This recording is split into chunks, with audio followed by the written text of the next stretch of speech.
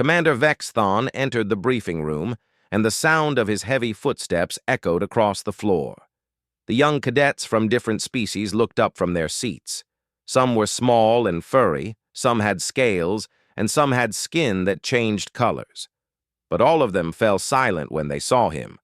Vexthon was very tall, and his skin looked like crystal.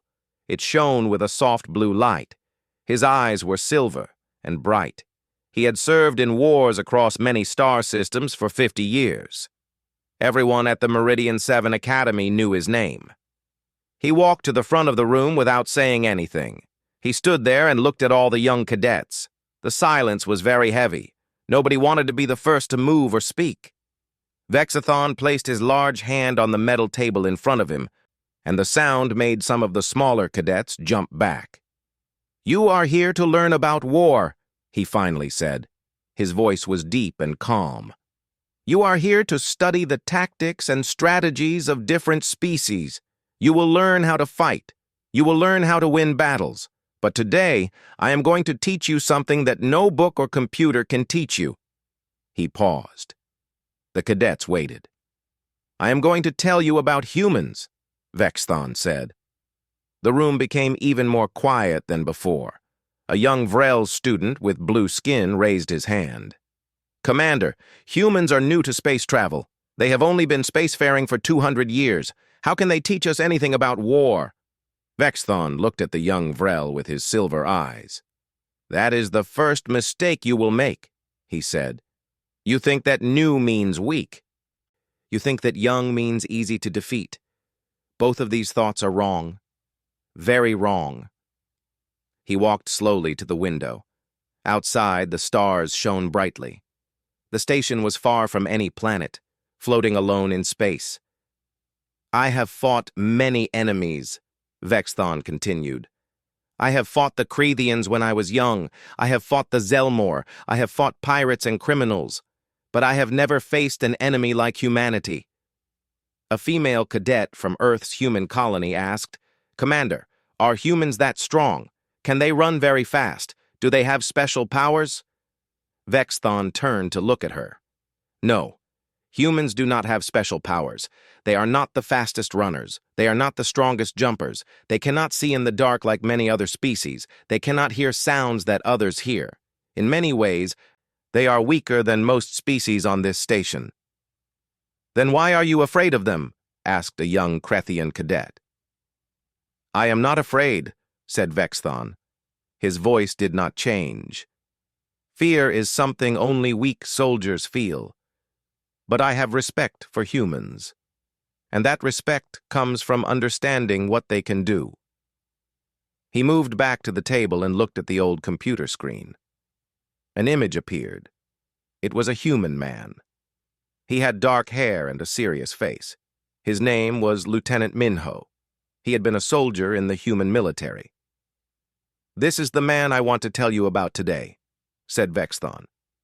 "His name is Minho. He was a commander of human soldiers. 20 years ago, I met him in battle. Before that meeting, I did not understand humans. After that meeting, everything changed." The cadets all looked at the picture of Minho. He did not look special.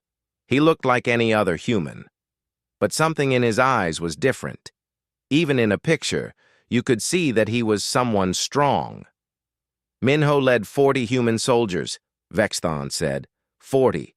And they faced an army of 2,000 Crethian soldiers. The humans had no ships above them, no new weapons, no secret technology. They had nothing but their knowledge, their will to survive, and their leader who could think fast and make good choices. "How long did they survive?" asked the female cadet. 23 days, said Vexthon. They survived for 23 days against impossible odds. The room was very quiet now. No cadet asked any more questions. They all wanted to hear what happened next. "When our army arrived at the station, we thought the fight would end in hours," Vexthon continued. "We had better weapons. We had more soldiers. We had armor and shields. We had everything that makes an army powerful. But Minho was not an ordinary leader. He did not fight like we expected. He did not use the tactics that all species use. He did something different. Vexthon turned off the computer and the room became darker. Only the light from space came through the window. He turned the station itself into a weapon. He used the air. He used the shadows. He used our own beliefs against us. He made us fight a battle that we had never fought before. A small Zelmor cadet asked, "Did the humans win?" "No," said Vexthon. "The humans did not win, but they did not lose either. That is what you need to understand. In a normal battle, you win or you lose. But humans can fight in a way that changes what winning and losing mean." He looked at all the young cadets. "When our forces finally took the station, we thought we had won. But as I stood in the ruins of that place, I realized something. I realized that the humans had made us so tired, so confused, and so surprised by their choices that we did not feel like winners. We felt like we had been in a war against something we did not understand." The female cadet asked quietly, "Are you going to tell us what Minho did?" Vexthon nodded. "Yes, I am going to tell you everything. But first, I want you to understand one thing. You must forget everything you think you know about how war is fought. You must open your minds, because the story I am about to tell you will change the way you think about soldiers, about leadership, and about the nature of survival itself." He walked to the door and turned back to look at the cadets one final time. The question is not whether humans are strong.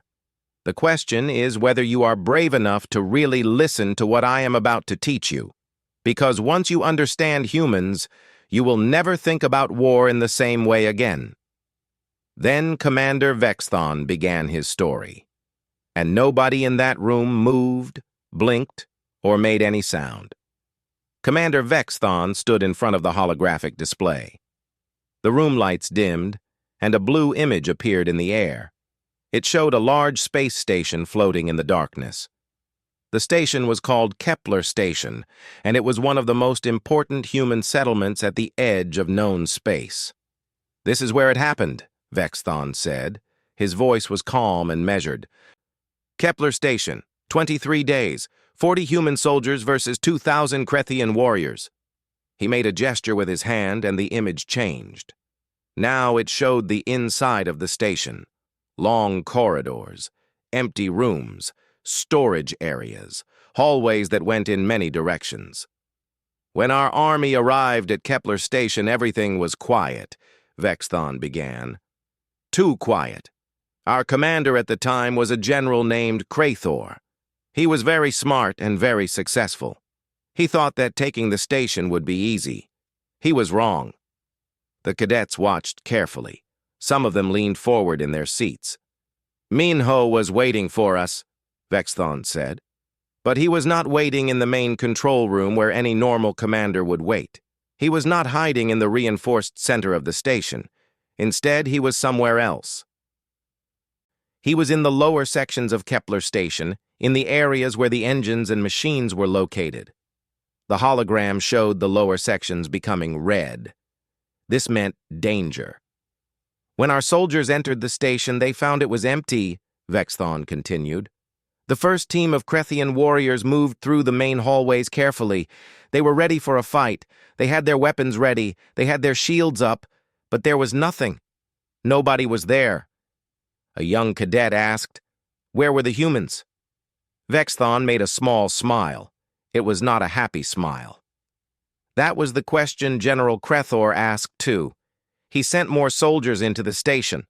Hundreds of them. They moved through the corridors searching for enemies, and then something happened." The hologram showed red lights turning on throughout the station. Then it showed air being pushed out from certain doors. The hologram showed Krethian soldiers being knocked back by the force of the air leaving the station.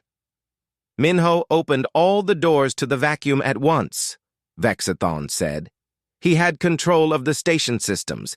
He knew every vent, every door, and every corridor. In just a few seconds, he made it so that many parts of the station had no air.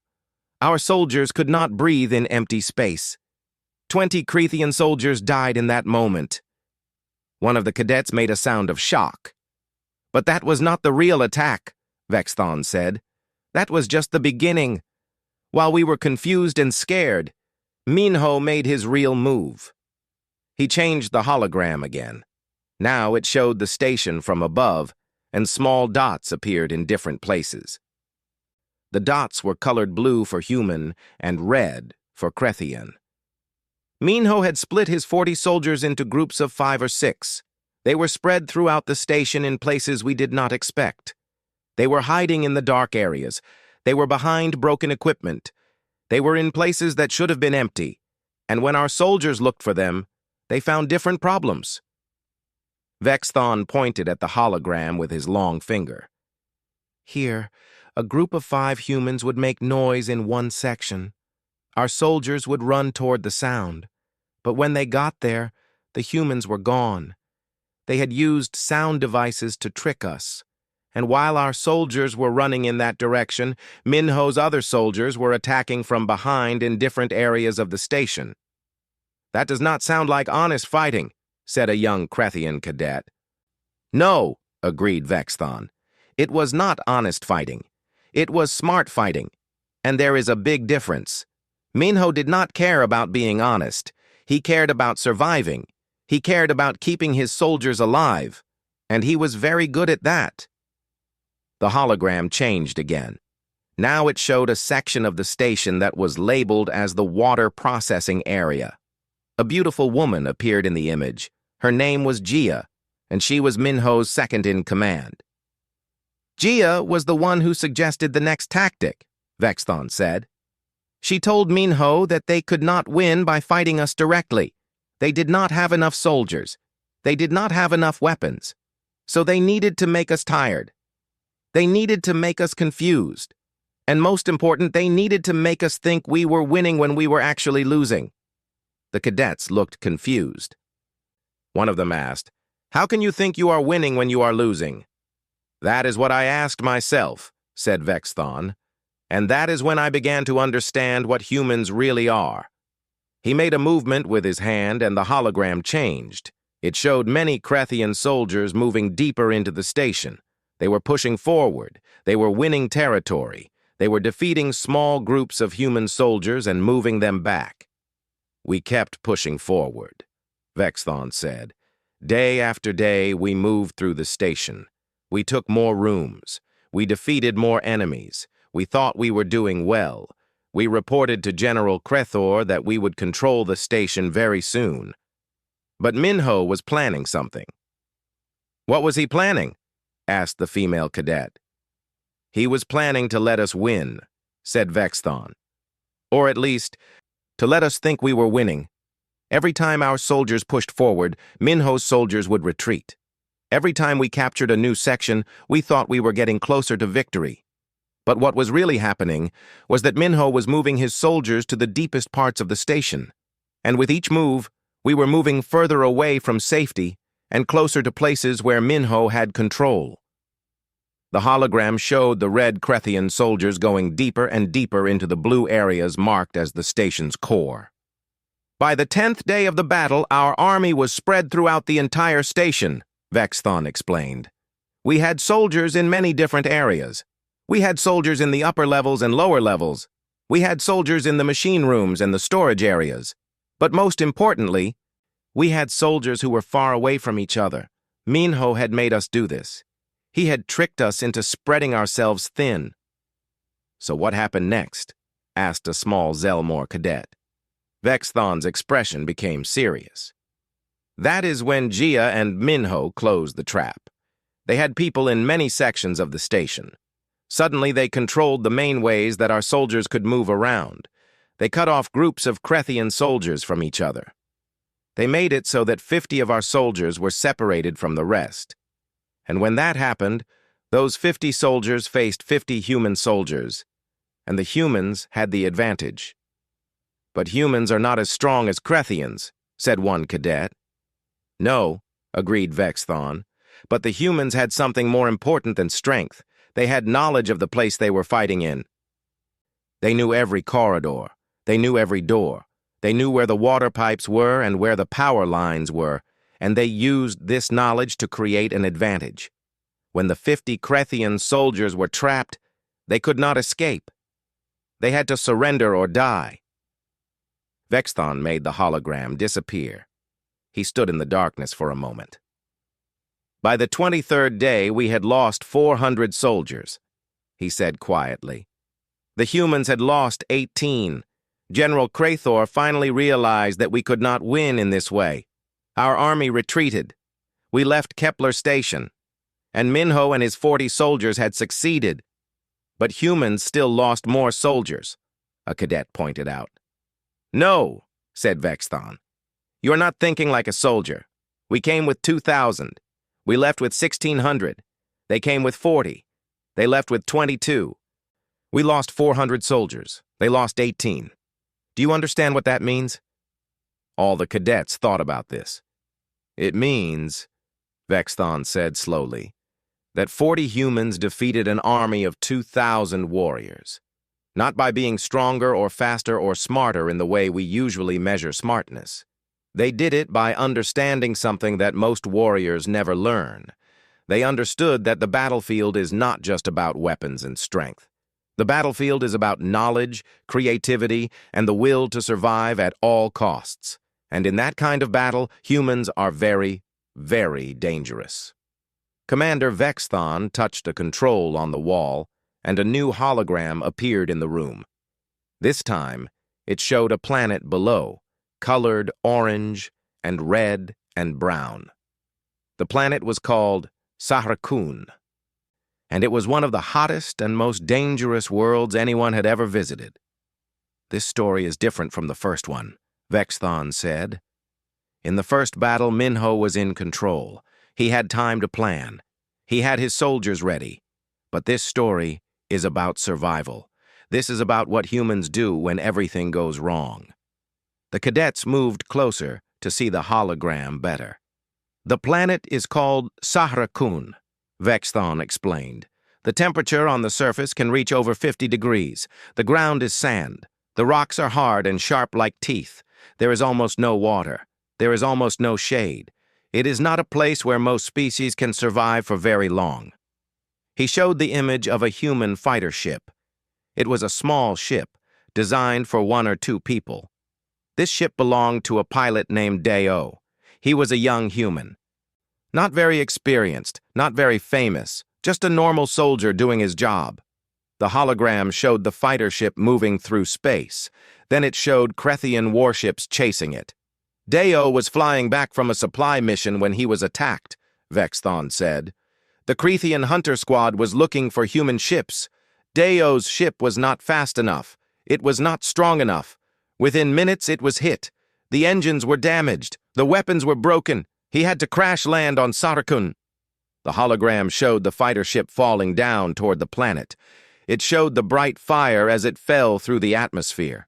It showed the crash when it hit the ground hard. When Deo climbed out of his ship, he was not alone, Vexthon said. With him was his co-pilot, a woman named Hana. She was even younger than him. They were both scared, and they had reason to be scared. An image of Hana appeared. She had short dark hair and strong eyes. The hunter squad landed not far from Deo and Hana, Vexthon continued. There were 8 Krethian soldiers. They were the best hunters in the entire empire. They had been trained to find and catch enemies. They had equipment that could track heat. They had weapons that could shoot from very far away.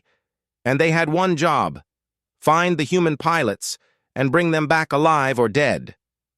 What happened? Asked a female cadet. What happened was something that changed my view of humans forever, said Vexthon. Because in the next 21 days, Deo and Hana stayed alive against all odds. And more than that, they made sure that only one of the 8 Krethian hunters made it back alive. The cadets made sounds of surprise. The desert is a place where most creatures die very quickly, Vexthon explained. But humans come from a planet called Earth.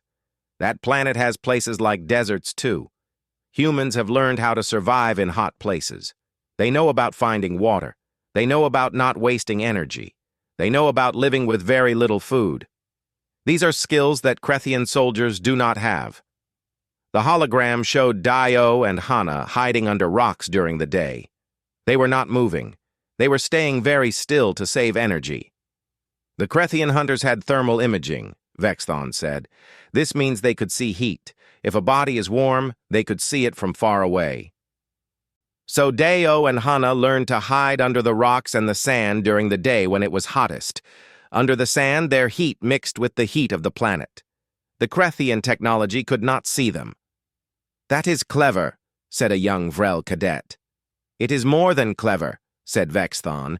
"It is survival." And Dio used many kinds of survival skills. At night, when the desert became cold, he and Hana would move. They would find small plants that held water inside them. They would dig deep into the sand to find cooler spots. They knew things about survival that the Krethian hunters did not know. The hologram showed Dio finding a small plant and pulling water from it. But the Krethians had technology, Vexthon said, and Dio decided to use that against them. He took pieces from his crashed ship. He used small tools to take apart the equipment, and he made traps. The hologram showed Dio working with pieces of metal and wire. He was making something. Dio made devices that would break the Krethian tracking equipment, Vexthon explained. He understood that the hunters relied on their machines to find him, so he made sure that their machines would not work right. The first trap he made used the ship's power source. When a Krethian soldier walked near it, there was a big explosion of electricity. It did not kill them, but it hurt them, and it broke their tracking device. One of the cadets asked, "Did the Krethians figure out what he was doing?" "Yes," said Vexthon. "They figured it out, but by that time 2 of them were already hurt. One of them had a broken leg, one of them had burns on his body. And the hunters became scared.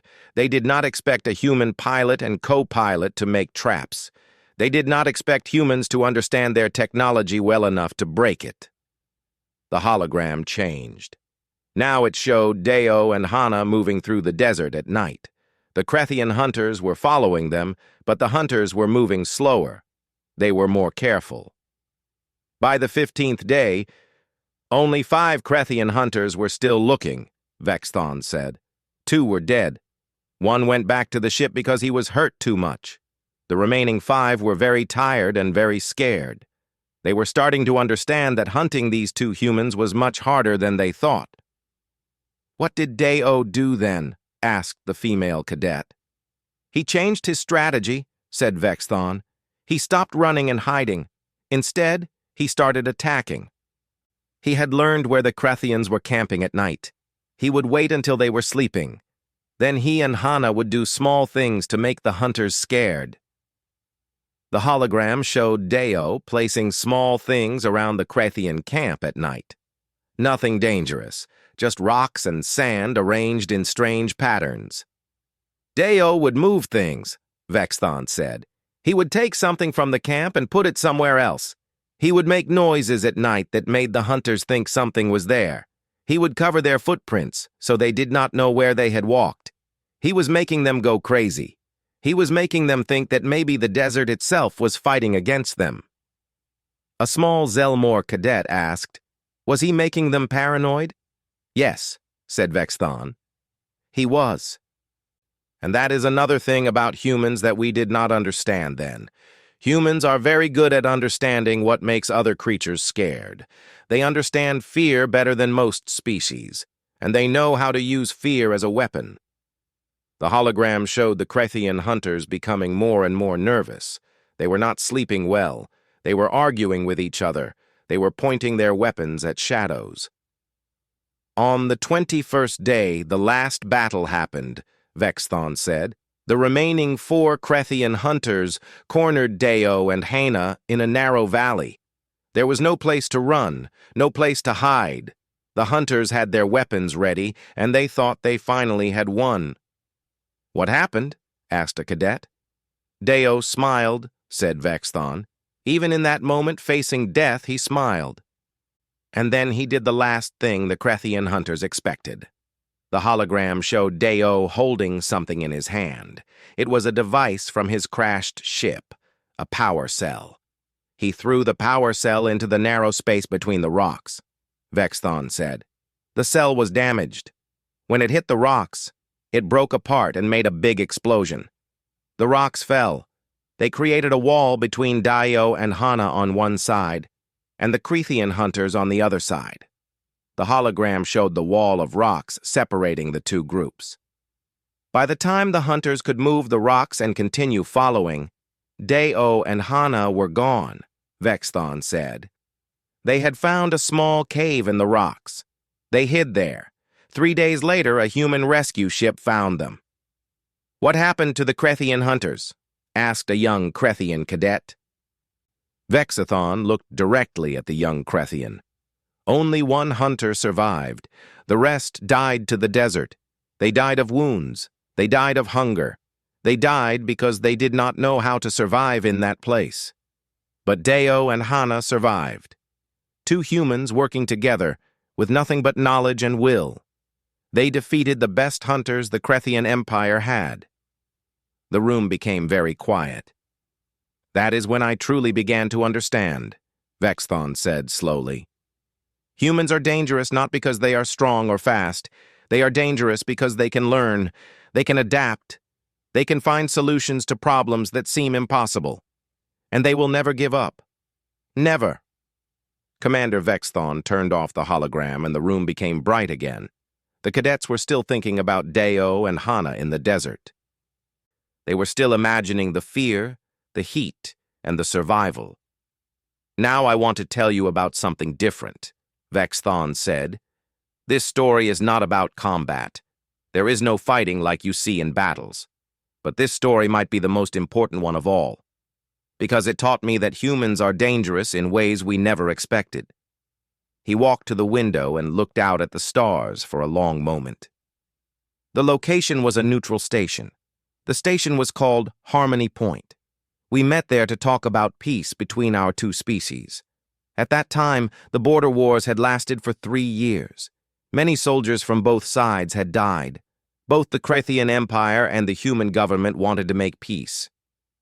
Vexthon turned back to look at the cadets. "The human delegation was led by a man named Sung Ho," he said. "Sung Ho was not a soldier like Minho or Dio. He was a negotiator. His job was to talk to other species and find ways to make peace. He was trained in diplomacy, which means the art of talking to people and making agreements." An image appeared showing a human man with a calm face and intelligent eyes. He looked peaceful. He did not look dangerous at all. "Our general at that time was named Krathor," Vexthon said. "The same general I told you about from Kepler Station. Krathor believed that the only way to make a good peace agreement was to make the humans feel scared and weak. He believed that if we could show our military power, the humans would have no choice but to accept all of our terms." A young cadet asked, "Was Krathor wrong?" "Very wrong," said Vexthon. "But we did not know it yet." The commander touched the wall and a hologram appeared. It showed the inside of Harmony Point Station. There was a large meeting room. On one side sat Crethian soldiers and leaders. On the other side sat human representatives and soldiers. General Krathor brought 100 soldiers with him to the peace talks, Vexthon explained. He arranged them in a show of force outside the meeting room. He wanted Sung Ho and the humans to see all these powerful warriors and feel afraid. At the same time, Sung Ho had brought 50 human soldiers. The hologram showed Crethian soldiers standing tall and strong. Their armor looked impressive. Their weapons were large. Compared to them, the human soldiers looked small and weak. Krathor was very confident, Vexthon said. He believed that showing this power would make Sung Ho accept whatever he wanted. The general sat down at the table and the negotiations began. The hologram showed General Krathor and Sung Ho sitting across from each other. The first day of talks went well, Vexthon continued. Or at least, we thought it went well. General Krathor presented the terms the Crethian Empire wanted. Sung Ho listened carefully. He took notes. He asked questions. But he did not argue. He did not refuse. He simply said he needed to discuss the terms with his government and that the talks would continue the next day. "That sounds good for the Krathians," said a cadet. "Yes," agreed Vexthon. "That is what we thought too. But Sung Ho was playing a different game." The hologram changed. It showed Sung Ho talking with his soldiers in a private room. "That night, Sung Ho did something that surprised us all," Vexthon said. "He told his 50 soldiers to form a line, and he told them to stand directly between General Krathor's 100 soldiers and the entrance to the station." The cadets looked confused. One of them asked, "Why did he do that?" "Because he was not as weak as we thought he was," said Vexthon. "You see, Sung Ho understood something that most diplomats never understand. He understood that negotiations are not really about talking, they are about power, and he understood how to show power." The hologram showed the next morning. The 50 human soldiers stood in a perfect line. They were not moving. They were not doing anything threatening. But they were standing completely still, completely focused, and completely ready. When Krathor's soldiers came down for the second day of talks, they saw this line of human soldiers, Vexthon said. The Krathian soldiers were confused. They did not know what this meant. So they reported it to General Krathor. The hologram showed General Krathor becoming angry. He brought 10 of his biggest soldiers to the hall. Krathor walked up to Sung Ho and demanded to know what this display of soldiers meant, Vexthon said. And Sung Ho said something very simple. He said, "General, I want you to understand something. You brought your soldiers here to show us your power. You wanted us to be afraid. But what you did not understand is that we are not here to be afraid of you. We are here to talk. And if you have something to discuss, we will stand here and discuss it. But if you are here to show us that you are powerful, then you should understand that we are powerful too." A young cadet asked, "Was there a fight?" "No," said Vexthon. "And that is the important part. There was no fight. Because what Sung Ho did was something much more powerful than a fight. He made General Krathor understand that the Krathians could not win this situation through power. The humans were not going to be intimidated. They were not going to be scared. And they were willing to face down a larger army for the sake of their principles." The hologram showed Krathor's face. For a moment, the general looked confused. Then he looked angry. Then he looked something else. He looked surprised. "For 12 hours, the two groups stood facing each other," Vexthon said. "The 50 human soldiers on one side, the 100 Krathian soldiers on the other side. And between them, Sung Ho and General Krathor looked at each other." "What did they do?" asked the female cadet. "Nothing," said Vexthon. "They did nothing, and that was everything. Because after 12 hours of this standoff, General Krathor realized something very important. He realized that he could order his soldiers to attack. He could kill all 50 human soldiers. But he also realized that if he did that, he would have started the war again. And he would have proven that the Krathian Empire was not interested in peace." The hologram changed. It showed Krathor stepping back. "General Krathor gave an order," Vexthon said. "He told his soldiers to stand down. He told them to leave the station. And then he went back into the meeting room with Sung Ho." "What happened in the meeting?" asked a cadet. "They made peace," said Vexthon. "Not because the humans were stronger, not because they had better weapons or better soldiers. They made peace because Sung Ho showed that humans are willing to die for what they believe in. And more than that, he showed that killing humans would not make us win. It would only make us lose something more important. Our honor, our reputation, our chance for real peace." Vexthon sat down in a chair. He looked tired, as if remembering this story took energy from him. "That night I spoke with Sung Ho," Vexthon said. "I asked him if he was scared. I asked him if he thought the Krathian soldiers would attack. And he said something I have never forgotten." The cadets waited to hear what Sung Ho had said. He said, "Commander, I was scared. But being scared does not mean you should not do what is right. We came here because we believe in peace, and we were willing to die for that belief. That is what makes humans dangerous. We believe in things, and we will do anything for those beliefs. That is something no army can beat. Vexthon looked at each cadet in the room. That was the moment I truly understood humans.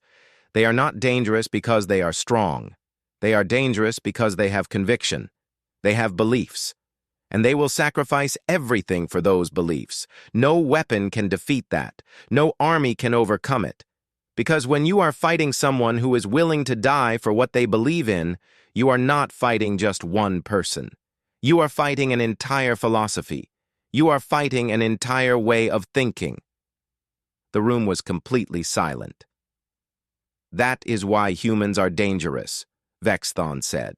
And that is why, after that day, the Crethean Empire changed its policy toward humanity. We stopped trying to defeat them. We started trying to understand them, and eventually, we became allies. Because we learned that it is better to have humans as friends than as enemies. After the peace talks ended, the cadets thought the stories might be over. But Vexthon stood up and walked to the center of the room again. His silver eyes looked even brighter than before. "There is one more story," he said. "And this one is the most important of all. This is the story of what happens when humans work together with other species." He made a gesture and a new hologram appeared. This time it showed two different groups of soldiers standing together. On one side were human soldiers. On the other side were the Vrel, a species with blue skin and special powers. After the peace agreement, the Crethean Empire and the human government formed an alliance, Vexthon explained. We also worked with other species who wanted to stop the expansion of the Zudar Empire. The Zudar were a very dangerous enemy. They were powerful, they had advanced weapons, and they wanted to conquer all the nearby star systems. The cadets listened carefully. A large Vrel student in the back asked, "Did the humans and other species work together?" "Yes," said Vexthon. "And that is when we discovered something new about humans. That is when we discovered what happens when you combine human creativity with the natural talents of other species." The hologram showed a military base. Inside the base, human soldiers were training with Vrel soldiers. The Vrel could move very fast and they had natural telepathy.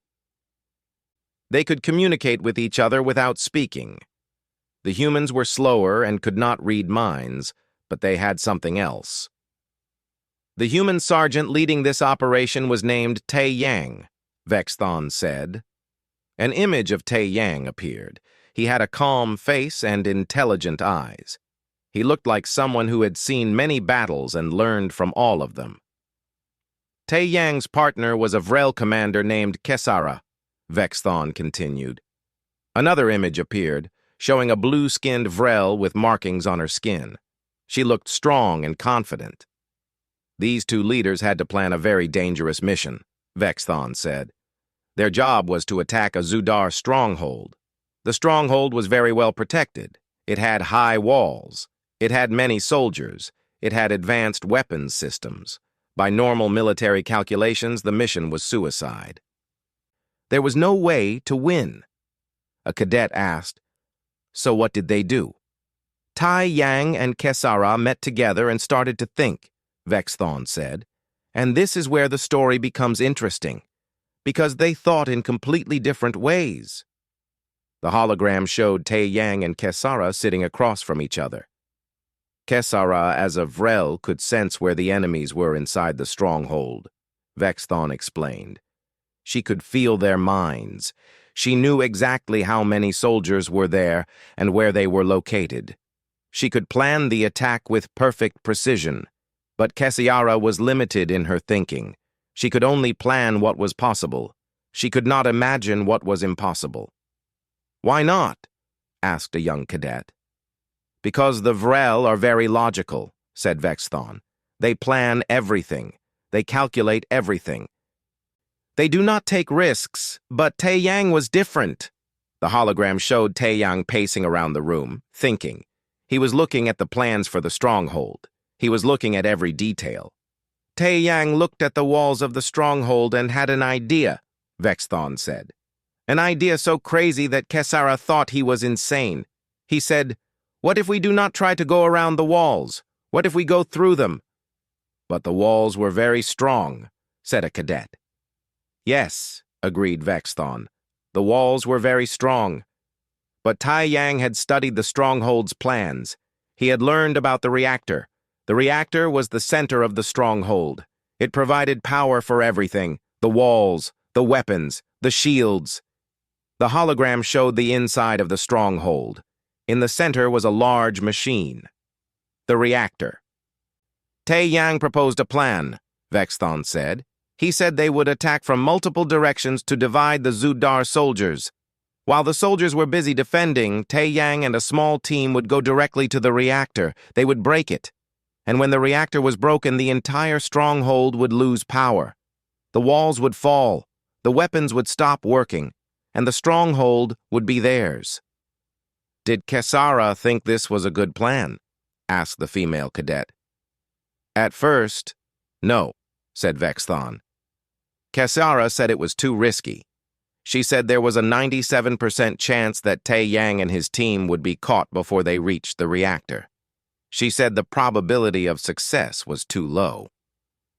She said that the logical choice was to retreat and wait for a better opportunity.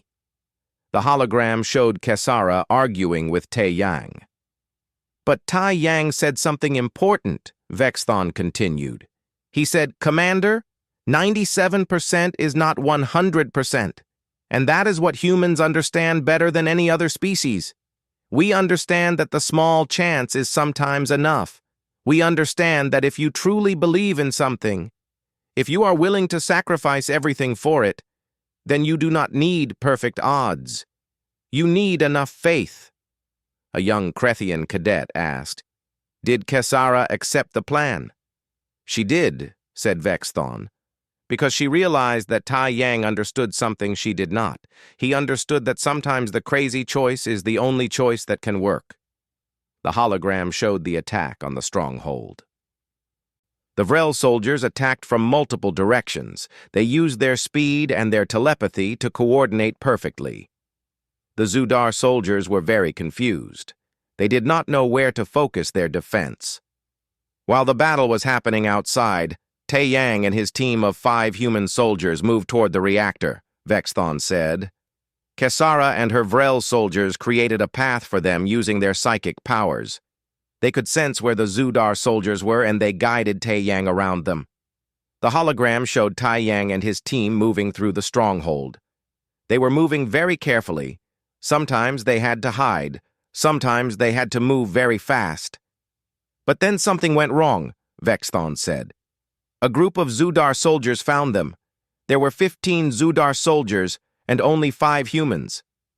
The humans had no chance in a direct fight. "What happened?" asked a cadet. "Tae-yang did something that only a human would think of," Vexthon said. "He ordered his soldiers to stop running. He told them to stand and fight right there in a narrow corridor." The hologram showed Tae-yang and his 5 soldiers turning to face the 15 Zudar soldiers in a narrow hallway. "Kesara was monitoring this through her telepathy," Vexthon said. "She felt Tae-yang's mind, and instead of fear, she felt something else. She felt complete certainty. She felt absolute conviction. And she realized something. She realized that Tae-yang was not trying to win this fight. He was trying to buy time." The hologram showed Tae-yang fighting with the Zudar soldiers. He was not trying to defeat them. He was holding them in place. He was keeping them in that narrow corridor where their large numbers did not matter. 3 of Tae-yang's soldiers fell, Vexthon said quietly. But they died buying time. They died so that Tae-yang and 2 others could keep moving forward. And that was another thing I learned about humans. They are willing to sacrifice. They are willing to die if it means their mission will succeed. The hologram showed Tae-yang and 2 remaining soldiers continuing to move forward. Finally, they reached the reactor room. The reactor was inside a heavily protected chamber, Vexthon said. But Tae Yang had studied the plans. He knew about a small ventilation shaft that led into the chamber. A shaft so small that only humans could fit through it. Only humans. Because of their small size compared to most species. The hologram showed Tai Yang crawling through the ventilation shaft. His one remaining soldier followed behind. They moved very slowly, very carefully. When they reached the reactor, Tai Yang did something very simple, Vexthon said. He placed explosives, regular explosives, nothing special, just enough to break the power core. The hologram showed an explosion inside the stronghold.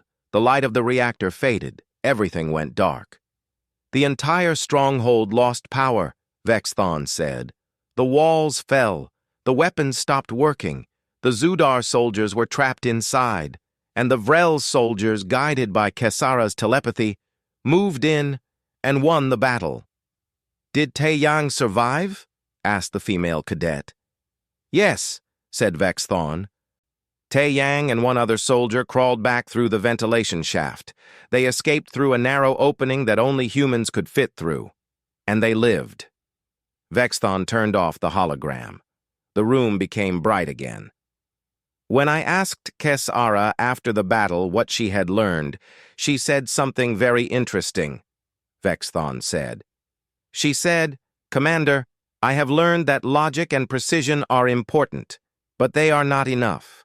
We Vrel are good at knowing what is possible, but humans are good at doing what seems impossible. And when you combine both, you create something very powerful. You create an army that can overcome anything. The commander looked at all the cadets. That is the final lesson I want to teach you. That is why humans are so dangerous. It is not because they are alone.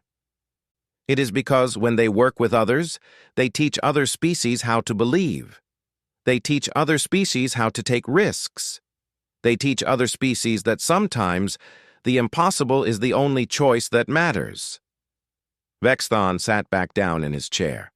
He looked tired, but also satisfied. The stronghold that Taeyang and Kesara captured changed the entire war, he said. The Zudar Empire collapsed within 1 year, and Taeyang was given a Medal of Honor, but more importantly, Kesara sent a message back to the Vrel government. She said that humans were not a threat. Humans were the missing piece. They were what the galaxy needed, because they had something that no other species had. They had faith, they had belief, and they had the courage to act on those beliefs, even when it seemed crazy. The room was completely silent. That is why the Krethian Empire made an alliance with humanity, Vexthon said. Not because we were forced to, not because we were afraid, but because we understood that humans make us better. They make us braver. They make us willing to try things we never thought possible. And in a galaxy full of danger, that is the most valuable thing any species can have.